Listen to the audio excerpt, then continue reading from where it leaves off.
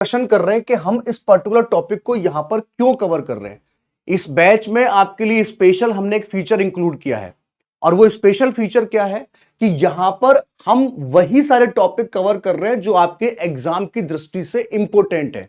For example introduction हम लोग यहां पर देखेंगे, introduction Indian history, stone age, palaeolithic, neolithic, chalcolithic, source of ancient Indian history, इसको हमने कवर किया है।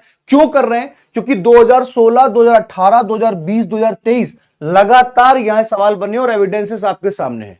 एविडेंसेस भी आपके सामने मैंने प्रस्तुत किया है। इसी तरीके से इंडस वैली की बात कर लेंगे तो 2020, 21, 22, 23 लगभग हर साल सवाल पूछा जा रहा है। वैदिक एरा की बात कर लें 13, 15, 17, 18, 20, 22, 23 ये सवाल भी आपसे पूछा गया है। तो इसीलिए मैं कोशिश कर रहा हूं कि जो जो पॉइंट आपके एग्जाम की दृष्टि के लिए इंपॉर्टेंट है यानी कि महत्वपूर्ण है, उन सबको हमने क्या किया है। देखो आप देख सकते हो नेवासा, इस्लामपुर, डीडवाना, गुडियम केव ये कहां पर है, कौन सी लोकेशन में है, ऐसा आपसे 2023 में सवाल जो पूछा गया है।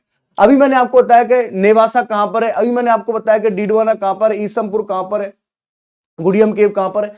तो इसीलिए ये सारे पॉइंट्स क्या कर रहे हैं, आपके सामने डिस्कस कर रहे हैं। और केवल यहां पर ही नहीं, केवल यहां पर नहीं, अगर हम लोग यहां पर नीचे भी चले तो आप देखोगे, देखो राइज ऑफ 17 में पूछा गया, फिर 20 में पूछा गया, 13, 15, 20 फिर यहां पर पूछा गया, 16, 17, 22, 24 मौर्यन एम्पायर सवाल पूछा गया, पोस्ट मौर्यन डायनेस्टी से 14, 17, 23 है ना।